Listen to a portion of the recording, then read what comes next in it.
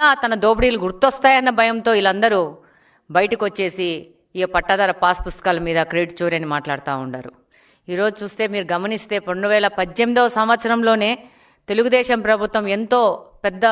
ముఖ్య ఉద్దేశంతో మంచి ఉద్దేశంతో ఈ యొక్క భూ రీసర్వే ప్రక్రియను మొదలుపెట్టింది. ఈరోజు చూస్తే ఆ రోజే తెలుగుదేశం పార్టీ అధికారంలో ఉన్నప్పుడే జగ్గయ్యపేటలోని తక్కెళ్లపాడులో భూ రీసర్వే పేరు మీద ఒక పైలట్ ప్రోగ్రాం మొదలుపెట్టి ఆ రోజు కంటిన్యూస్ ఆపరేటింగ్ రెఫరెన్స్ స్టేషన్స్ ద్వారా భూములు రీసర్వే చేసే విధంగా జీవో నెంబర్ 1348ను 2018 సెప్టెంబర్ 25వ తేదీనే తెలుగుదేశం పార్టీ జారీ చేసింది.